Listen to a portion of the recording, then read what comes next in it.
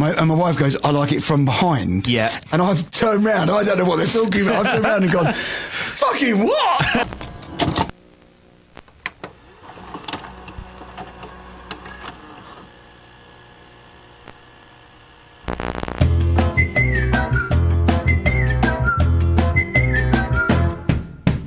How you doing? Welcome to the A to Z of Men. It's Chris and Scott, and we're back. Yeah, baby. For episode R. It feels like a very, very long time ago. It's the longest alphabet in the world. It's a very long alphabet. This alphabet started in 1978. And a year before I was born, 1979. Yeah, and we're still here. It's been amazing. If you want to know what's happened with Scott and where he's been and the band stuff, we did an episode. It's the last one on here. It's Thursday's episode where we talked a lot about the gig and everything about that. So we're now back into normal territory of getting a letter. Practically together as well, which is amazing. So we've done a few, haven't we? We've done I think it's either one or two episodes where I think I was in rehearsals and we done an episode or a catch up at least. And then we done an episode I was in a hotel room. That's right. Drinking beer. That was the qualifications one? I think so. It was, qualifications. But it feels good to be back. It feels good to see you, Chris. Hello, YouTube as well, if you're watching on YouTube. From our new studio. Has this studio been on... welcome back, Joe. Hello. Hello, Joe. Has this been on YouTube yet? No, this is the first time I've even seen the studio. I'd seen it online. I'd spoken to you on Scott's in like a... I don't know, it looks like he's in the Stranger Things world right now. I'm in the Upside Down. Yeah. Is it... Was I not in here? Is that the canyon?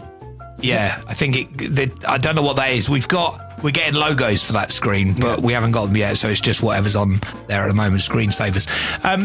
Did I not use this studio when you were doing qualifications? Was I not in this studio? I think you were, but I couldn't see it in all its glory. It looks amazing. Yeah, it looks better with the two of you in here and it like properly set up now. Obviously it's better because I'm in here, obviously. Yeah, we got you back. It's been a long time. You cheated on me, didn't you, for a while? I had Larry Lamb. Yeah. Dr. Alex, not our doctor, but the Love Island Dr. Alex, he was on. I really enjoyed doing those. It was just a couple of extra shows, and I think Larry Lamb was because they were talking about qualifications. It was almost a follow-up to the qualifications, which was our last one. But I enjoyed it. And when I told Larry Lamb, when he went, whereabouts are you in the country? I was like, just outside Billericay. He was pissing himself. He was like, oh my God. Amazing. It was really good. And it's a really weird one, isn't it, the guests? Because we've often thought about having guests on the show and being us talking to somebody else. And every time we've mentioned it, I always get emails saying, oh yeah, it's a really good idea, but we just like it. We like Chris and Scott. Joe, we like what you've already got. And if you bring somebody else in, you then changes the dynamic. So it probably, if we did it, I think we could do another, maybe the thing we do on a Thursday could be with a guest. But I kind of think the AZ of Men has to just be us two talking about what we talk about. Well, as well as that, it's quite hard because, getting us both together to do it, sometimes the day changes and the organisation would be hard. It would be manic. Yeah, to have somebody else involved in that as well, trying to get all of our diaries aligned and getting people to our studio as well. On the correspondence of the week last week, Chris had said about wanting to come into the studio and watch us do the podcast. I think, and I was talking to somebody else who's done this and has got a fairly similar podcast to ours in terms of numbers, about whether we should actually do a podcast it might be a hall, it won't be what you've done just recently. I do arenas. The car park of the arena, maybe. Or maybe the O2, the little one. Indigo O2. Something like that. But where we could do a podcast and maybe get 100 people to come down and watch it being filmed.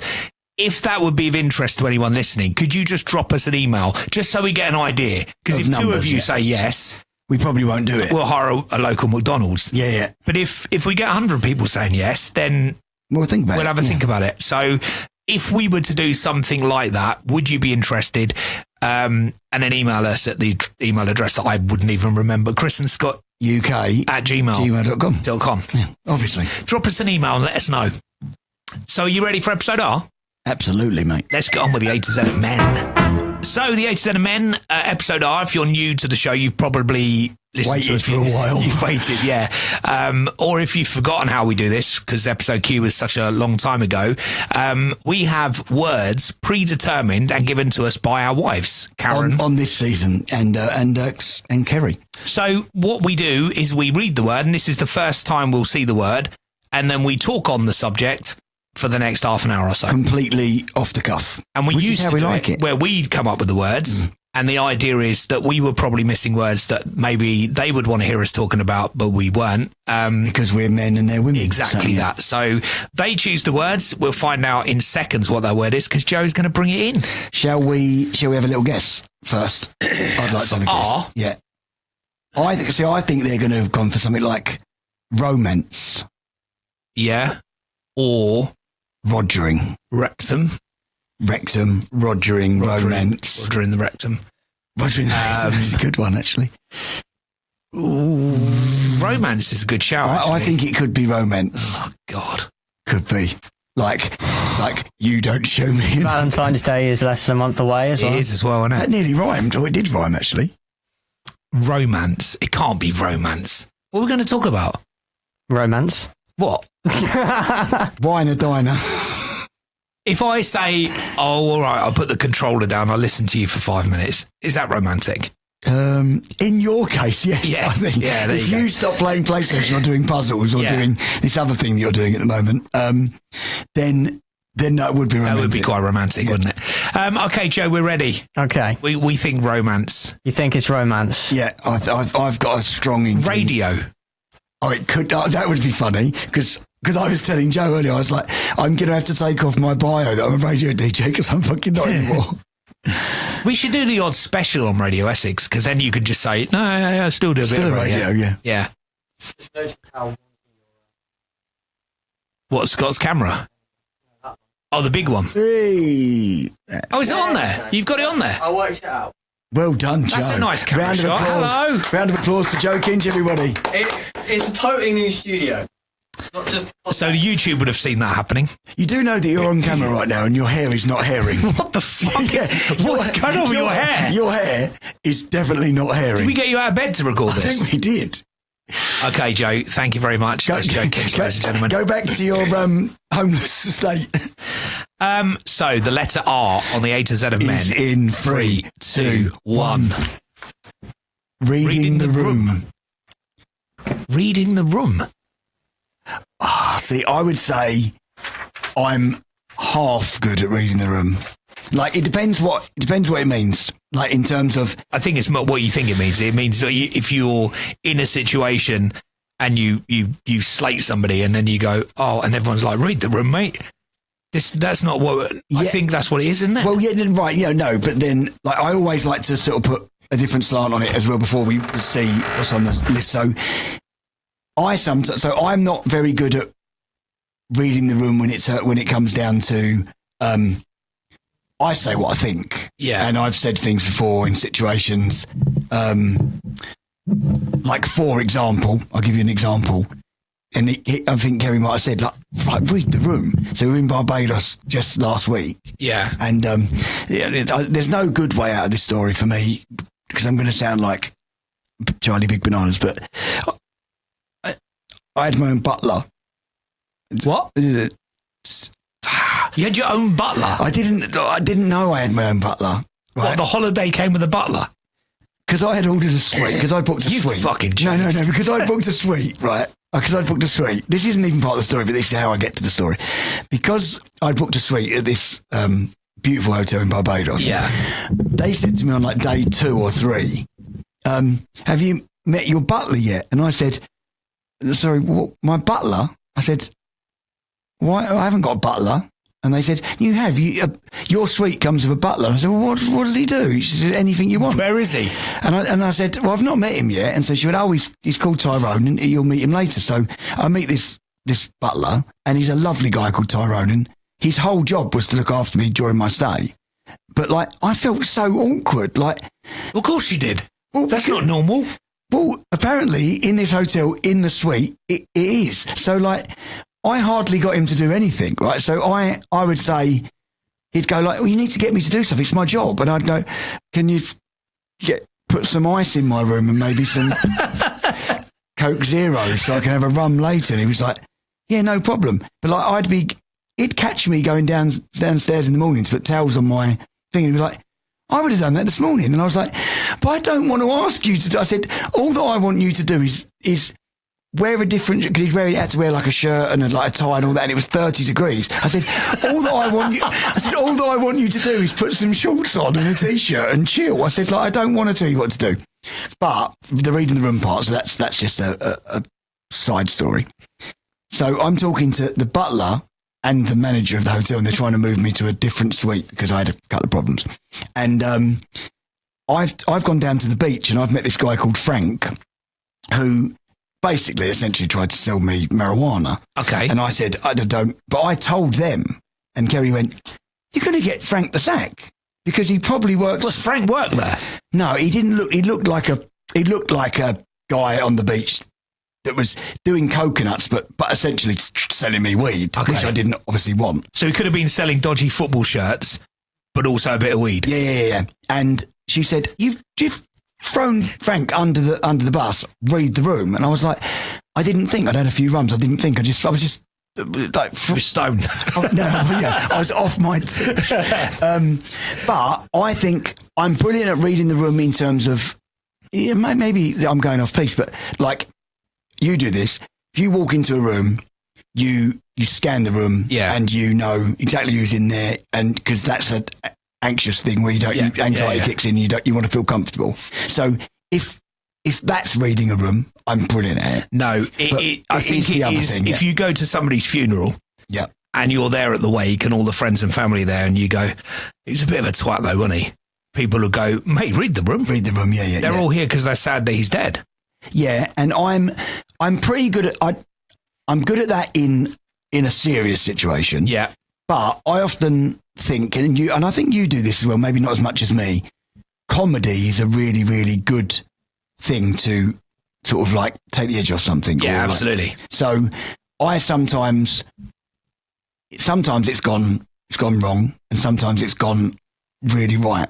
They just had loads of floods in Dubai. Really, really, really, really, really bad floods. Me, Sean and Rich were doing a gig, this was before the reunion in Dubai. And I said, here's a good one for you. Let it rain, let it rain. And no one found it funny. No. The boys were like, they wanted to hit me over the head with a microphone. So that was a case where I didn't read the room very well. I thought it would lighten the mood. Probably people had died in that. That's the problem, isn't it? When people have died, there was a story with a radio presenter that did something very similar. I won't go into it, but they said something that actually was funny, but it wasn't funny because what he was joking about was people that would have died. So it instantly isn't funny, and that's the problem. It's the Brian Harvey thing, isn't it? Yes. Doing a radio, and I won't go into it, but doing a radio interview and talking about what he spoke about. I don't want to go into it, but basically, you Google it, it'll come up millions of pages. Yeah. And that day, Brian Harvey didn't read the room, did he? He should have exactly kept his gob shut. To read the room, these are the wives' notes now. To read the room means to pick up on the subtle, non-verbal cues of a group of people. In practice, you become adept to noticing and responding to micro reactions. These might include body language, minute facial expressions, and context clues. So if you're talking to somebody, I've had this before, and it's a surprise because I'm such a good conversationalist, but I can see them dropping off. I can see they've switched off. Yeah. Their eyes glaze over and they go, oh, right. And you think, oh, I need to end now because I've bored them. Yeah, they're not listening yet. They're not interested in flying and pretend flying. No. They're not interested in flight. Not many people are. And radio. No. So, and the shit I just do in a test tube and they're not interested. Yeah, that'd be like you telling your shit story whilst eating dinner. Yeah, exactly. Yeah, read the room.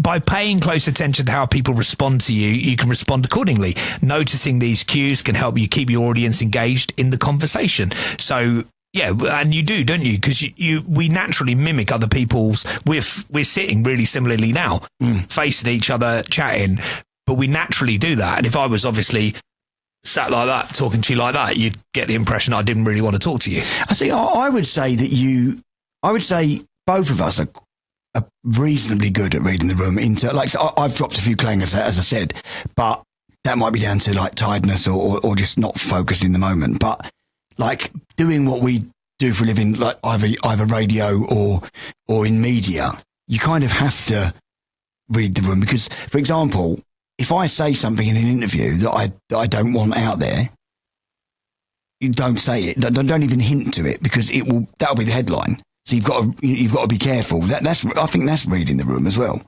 Like, if you're in a room full of journalists and you decide now's the time to tell them about your fucking heroin addiction or something, then they're going to be like, shh. Oh, sorry, I didn't read the room. Sorry, I didn't read the room. I forgot. I thought we were just chatting. I don't do anything. How to be the guy everyone wants to talk to. It sounds like a book by Scott Robinson. Approachability is a vital part of achieving success, both personal and professional. When others feel comfortable reaching out and opening up to you, then they will sense that you'll be receptive to their thoughts and ideas, or at the very least, not the standoffish and dismissive behaviour that we'd expect. So their world opens up. So if you're talking to somebody and they're giving you time, they're like, oh, that's really, tell me more about that. You're getting permission, aren't you? It's like, oh, they actually want to hear this. If you were going to a job interview and you were telling the person who was interviewing you, you know, your love for rabbits and you're working in a vet or something like that, and they go, oh, tell me more about the rabbits you've been working with. And you go, oh, with this, that, and the other. And they go, oh, this is really interesting. You think, oh, my God, I'm going to get this job. Yeah, of course, yeah. But if they just go, yeah, we deal with all animals there. Well, so you don't like tortoises? Yeah, exactly. And then you'd start to feel that this wasn't great.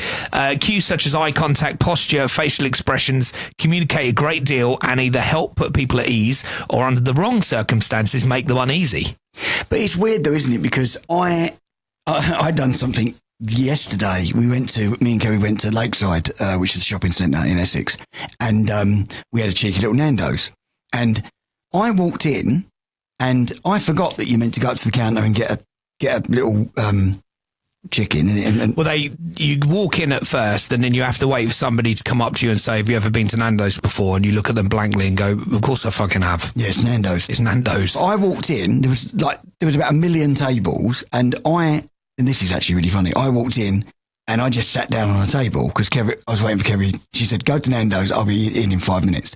So Kerry walked in and done the right thing. Kerry walked in and said, I need a table. And the lady said, some guys just walked in, sat down, blah, blah. She went, I think that guy's probably with me, right? So I was like, well, I've only made a mistake. Like, why is she being so funny, this waitress? So then when she come over, a waitress come over and asked us if everything was okay with our meal. I completely ignored her, didn't look at her, didn't even look up. And Kerry went, why was you so rude then? I said, well, she's rude to me. She went, that wasn't the waitress.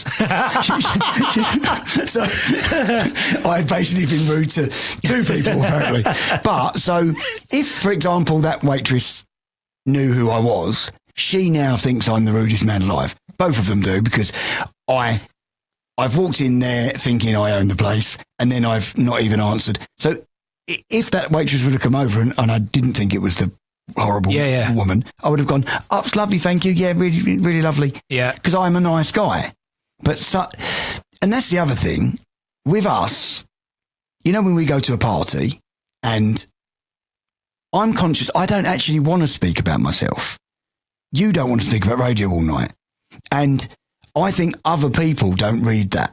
I actually think, and this is something that sort of, I think they probably think I want to speak about it, but I don't. Yeah. And I wish they would, and I'm good at hiding the signals because I don't want to make anyone feel uneasy.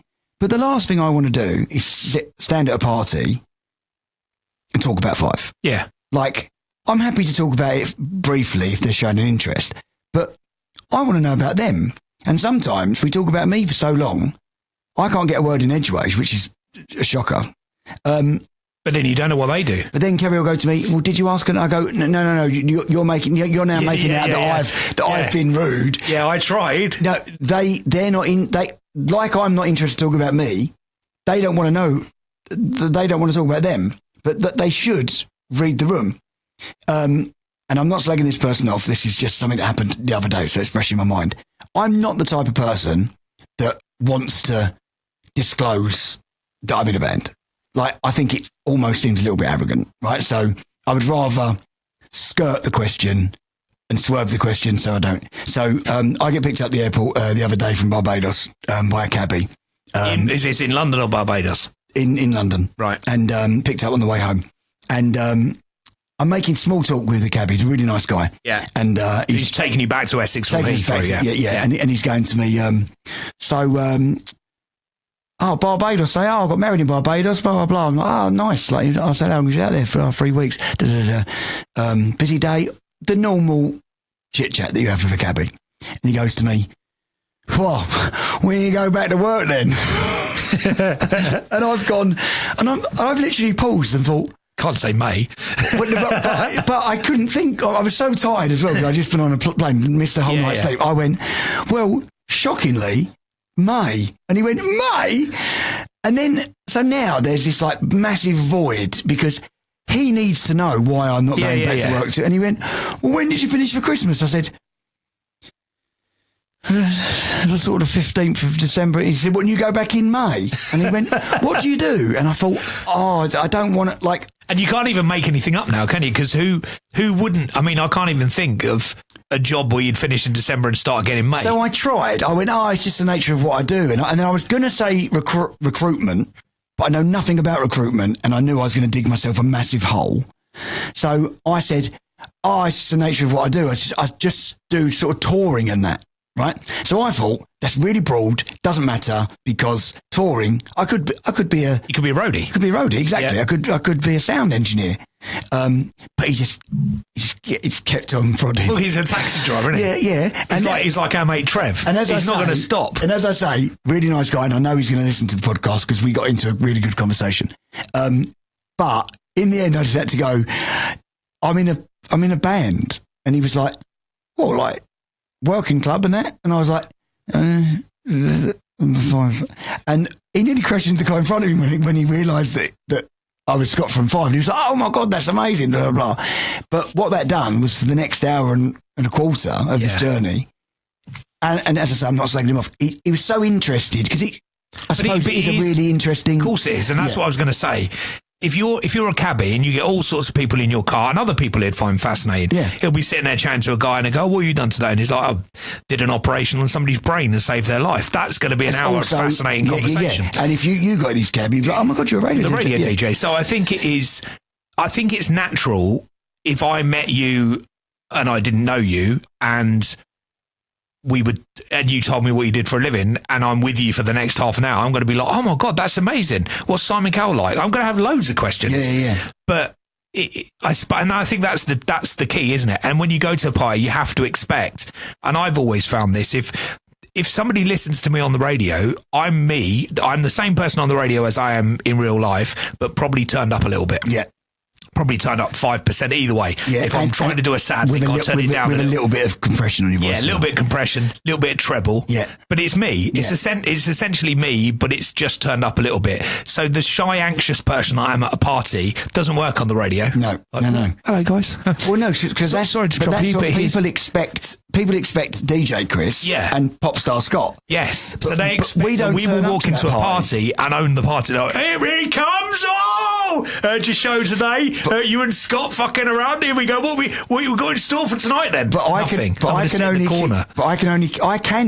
can turn up as Scott from Five if I really have to. Like if that's the only way to. I can't do it. But that's me putting on a show. Yeah, I can't do that. I can't because. You've seen me do it. And I've seen you do it. But you know that it's exhausting. But I can't be the radio person that people know. I can't do that because it's radio for a start. So unless I hide behind a curtain and go, "Hi guys, you all right?" No, but I can't. No, but I kind of have. You have done it a few times, and that's like so when we done party in the car park, which was good. Oh fun. yes, yeah. But that's a work capacity. Yeah, but because I see what you mean. You had a microphone in your hand. Yes. You're still in public. Yes, but I'd still have pictures with people. They were going on about the radio, but that's why we were there because you had the microphone in your hand. You are Chris Brooks from the radio. It's like my cape. Well, yeah, it's like I've said it loads of times. Like when I put on the jacket that I wear for Five. Yeah.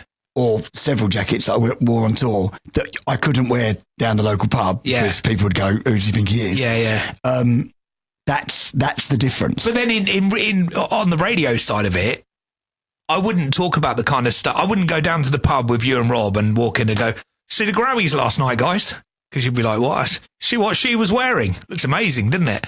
Because that's the kind of stuff you talk about on the radio, but it isn't the kind of stuff you bring to a party. No, exactly. It is weird, but I do think that there's a lot of people out there that are exceptionally bad at reading the room. Yeah, definitely. I'd go as far to say that women read a room better than men. Yes, and Karen will be the one that says to me in my ear, blah, blah, blah. And I'm like, oh, shit, what, that person? I didn't realise that because I didn't know.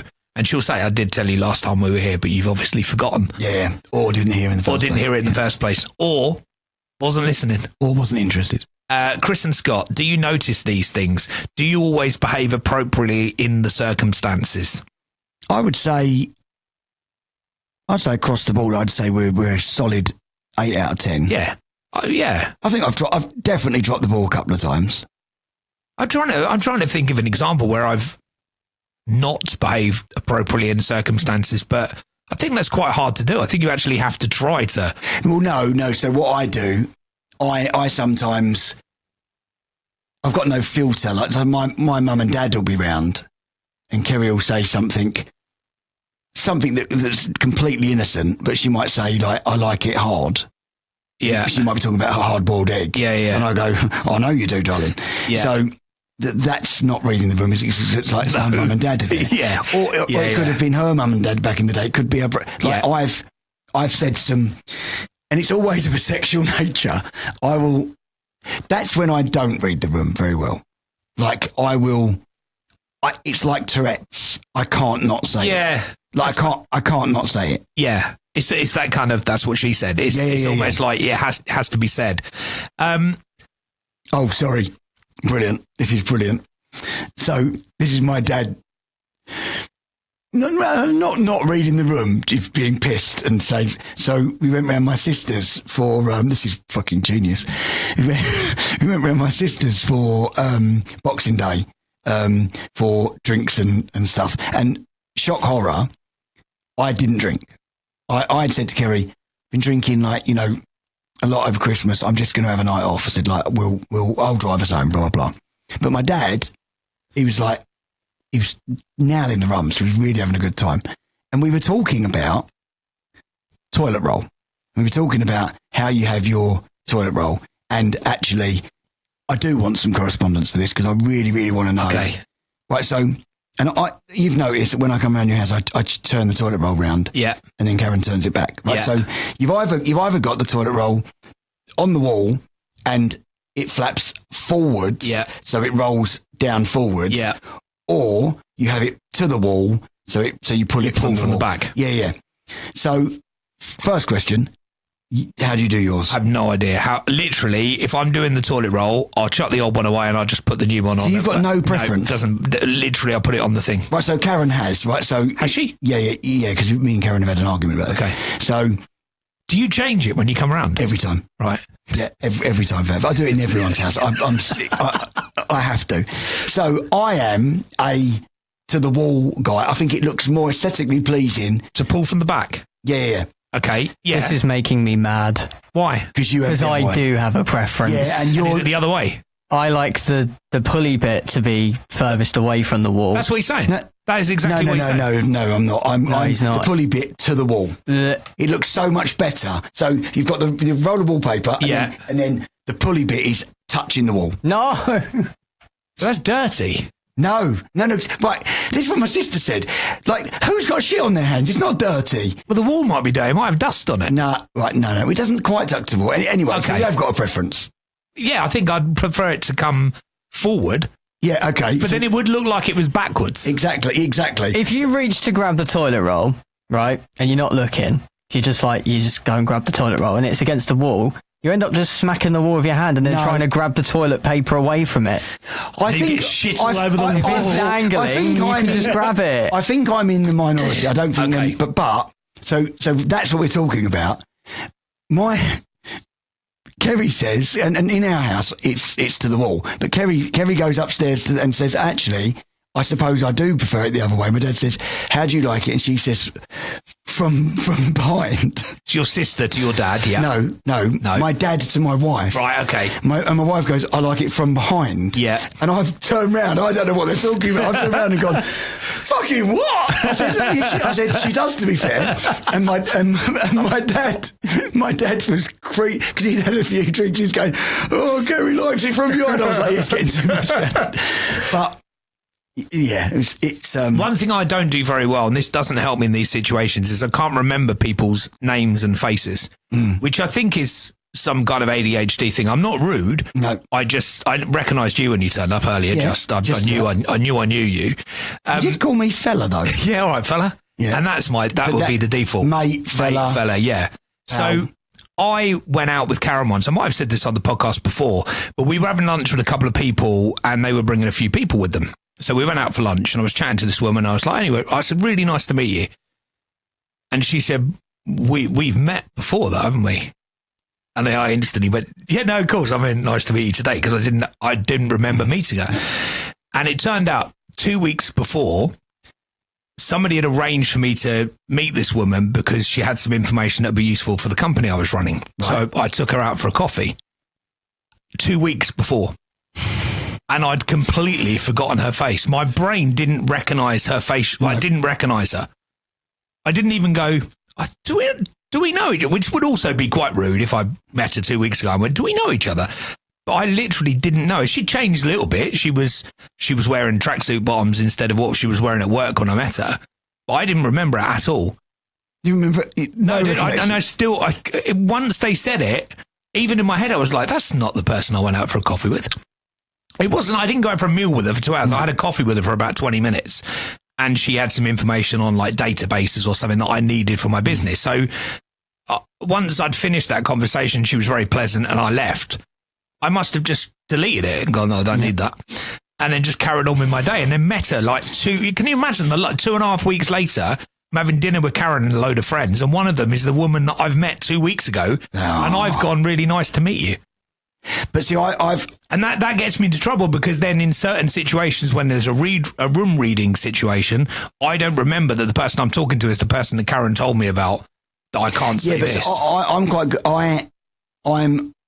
If you don't know someone's name, that if you're not 100% sure that they're but you normally recognise somebody, don't you? You know when you know somebody. I get that now. I know, and I look at them and I think, I know them. I didn't have that. I literally didn't recognise her. She was it's like somebody I'd never met before. I'm really hoping that this person doesn't listen to the podcast. Oh, can you imagine? No. Well, at least I remember her now. No. This was 4 years ago. No, I don't mean this person. I also don't. Because I'm going to... Oh, you don't mean the person I didn't recognise? No. I wouldn't know if she was listening anyway. No, but I will. So listen, I apologise. Disclaimer, I apologise right now. If you listen to the podcast, I really apologise for what I'm about to say. I've got an old school mate. Yeah. Lovely guy. He dates one of Kevin's friends. There's no way of getting away from it. He'll know who he is when I say this. I have no fucking idea whether he's called Ryan or Brian.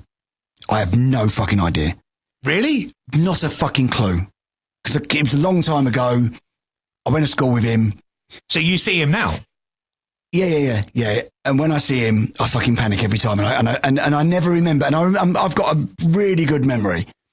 And Kerry thinks I'm doing a bit. Because every time... Well, does she not know? Yeah, she tells me every time.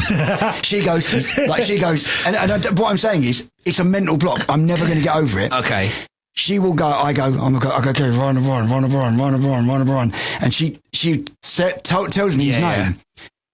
If you held a gun at my head now, I think he's called Brian. Okay. And Brian, Brian or Ryan, if you're listening. So do you just put your hand over? How you doing, Brian? You're right. So that because you can do that. Yeah, well, no, because... Or do you call him mate? No, because the names are really, really close. And I've told you this story before, because you fucking met him at Kevin's birthday, and I said, I have no idea whether he's called Ryan or Brian. Yes, I do remember that. Yeah. And I do remember that. Yeah. Wasn't it Ryan? It might be Brian. No, I think it was Ryan. Ryan or Brian, comment below. I can't remember. If you're watching. Let me phone Kerry. 1 second. Are you talking to us, Joe? Can't hear you. No. Mm-hmm. I said Ryan or Brian, just comment below if you're watching this. Oh, I see. What your name is. And then Scott can go back to this comment every time. Oh, it's off. I think he's called Brian. Okay, we'll stick with Brian. But because like if he was Steve or Joe, Yeah, that's easy. you can't get away with it, can you? Because No. you can't. But I go, you know, Brian? Yeah, and that works. Because you think he definitely said Ryan. Or if it's Brian, he'd go, he definitely said Brian. Yeah, I can't. I don't know the guy's name. Okay. Lovely guy. And hopefully he's listening. How does this play out in your lives at home? The atmosphere, the replies to your questions, the response to your advances? I don't know what that means. I do. Go on. I think Kerry wrote that. So Is this for you? I don't read the room in those situations amazingly. Like sometimes Kerry will be in a bad mood, but I just try and sail through and go like... Is it sailing through, or is it... Because Karen's like this sometimes. I'm in a really happy mood and Karen will be in a bit of a sour mood. And I'm thinking, I don't want you to take me out of my happy place because I'm in a really happy place right now. So I just carry on being happy. I just try and plough through, yeah. Yeah, but I think that really... If you're pissed off and somebody's just happy around you all the time, that starts to grate after a while. Yeah, and I've got some... and I turn it up a lot. Yeah, I've got some really annoying traits and I will admit that. But, I'm 46 years old. I don't think I'm going to change. Now, what I'll do is Kerry will say... Scott, could you put the bins out? And instead of going, yeah, I'll do it in a minute, I go, well, not right now. Yeah. And that's quite passive aggressive, isn't it? Because you could say, I will do that before I go upstairs. I will do the bins in the next 10 minutes. Yeah, but I go, not right now. But it's just how I'm programmed. That's my go-to is not right now. Because if I've got my hands in the washing up bowl, she's upstairs. Yeah. So sometimes I'll go, I'm just washing up, I'll do it in a minute. But if I'm already in a bit of an arky mood, not even with her, with life, yeah. I'll go, well, not right now, I'm doing the washing up. Yeah. But I've got quite an aggro tone, even when I'm not aggro. You got a resting bitch voice. Yeah, no, I have. And it's got me into so much trouble with the wife because she goes, you didn't have to say it like that. And I go, it's just the way I talk. And she goes, you sound angry now. And I go, but I'm not. I mean, and you've said to me before, you can be in the best mood. Fucking hell. Karen will go and I'll be in a conversation where Karen's like, see, you're in a mood. And I'm like, I wasn't in a fucking mood. I was fine. Yeah. You made this. Yeah, you've done this. At work, getting the best from your audience must involve reading the room. Chris, DJ sets are literally about reading the room. Yeah, DJ sets are literally, because when you're on, you don't suddenly look at the crowd at the O2 and go, actually, boys, skip closer to me. Let's go straight into Slam Dunk. You're playing your set. Yeah. You read the room before. You read them. Yeah. These are the... Oh, should we do a load of new stuff? No, because we can pre-read the room. Yeah, They're not going to want that. They want Slam Dunk. They want that, yeah. And it's the same with DJing. You if you're DJing in a club or whatever, you'll know songs like, Robin S to a load of 40-year-old females is going to kick off, and 21 Seconds might not. Yeah. But you have them all with you, and then you piece it together when you get there. But sometimes you fall in love with something. Like I remember, was it Karen that said to you, like we was doing a feature on the radio show, what's happening? Yeah, what's happening? And then we was doing the garage thing. Yes. And we found it hilarious. And we were getting correspondence. It's when we pretended to be pirate radio DJs. Yeah. It's fucking genius. Get in touch, guys. 07818 518 265 1821 Inside. 62. Yeah, and Get in we touch. thought it was hilarious, didn't Yeah. we? We loved it. Yeah. Karen sat you down, didn't she? And went, it's That's not funny. fucking awful. Yeah, She said, I literally turn it off. And then I got home and I went to Kerry, Karen doesn't like the thing we do. And Kerry went, oh, it's so annoying.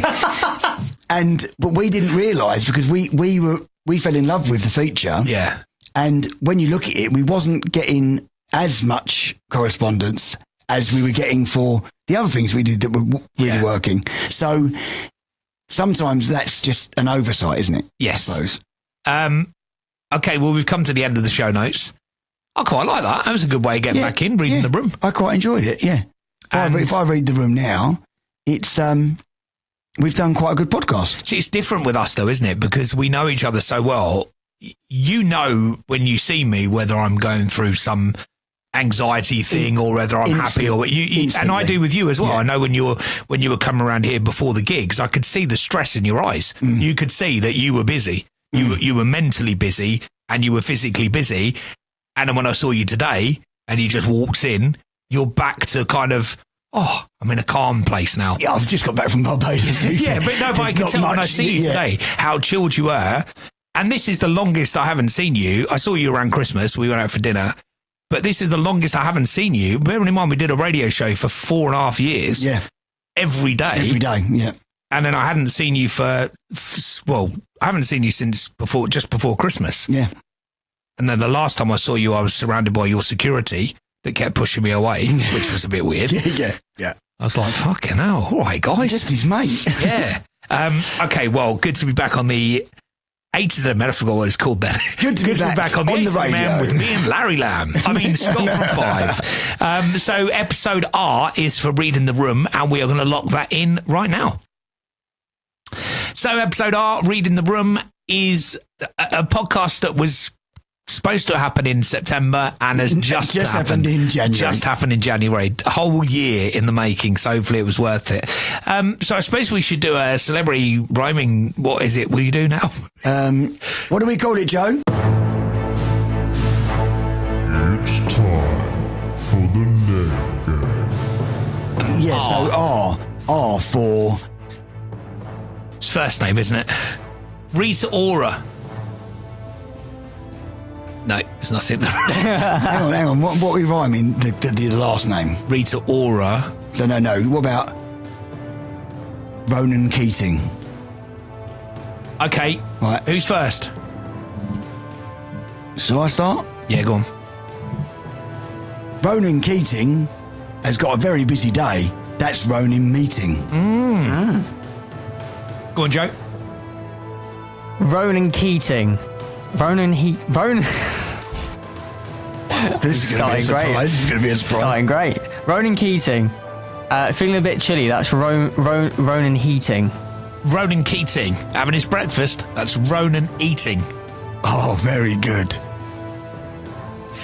It's not that easy, is it now? No.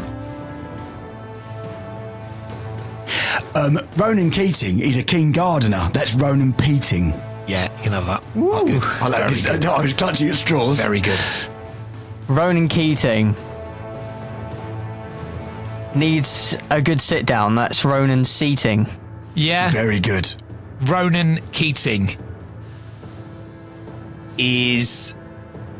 I can't even think of the word. I know what the word is, but I can't think of how to describe it. Ronan Keating is losing at a chess game. That's Ronan beating. Good. You could have said there's I was trying to... Evan away. I nearly did, but I didn't know whether you're allowed to say that. Ronan Keating. He likes to defeat people. That's Ronan defeating. Ronan Keating. Being quite unfaithful. That's Ronan cheating. Oh, that was it. You pulled that one out of the depths. Ronan Keating is only here for a split second. That's Ronan fleeting. Ronan Keating, he's got a foot fetish. That's Ronan feeting. Ronan Keating got some leftovers. That's Ronan reheating. Did you already have heating? Yeah, you can't have that. I don't think you can have Why? that. It's a different word. No, fuck off. Well, you had feeting and defeating. Different feet, though, isn't No, it? it's completely different. Different feet. Yeah. If you're defeated, you're defeated. Yeah, do you know? Mate, you're Ronan cheating. Although I don't think I've got one.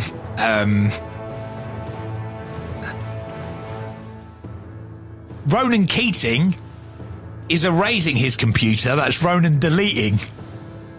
Oh, What? yeah, you can have it. Ronan Keating. He fancies himself as a maid. That's Ronan sheeting. Sheeting? Sheeting is sheeting a bed. You're sheeting in bed. You need to go to the fucking toilet. You're sheeting in bed, mate. I think you can have that. I haven't got one. Hey! Scott, the first one of 2026. Excellent. Love that. Guys, been good to get back on C8ZMN. We'll have a bonus episode on Thursday. And yeah, that's it. We're back. Yeah, baby.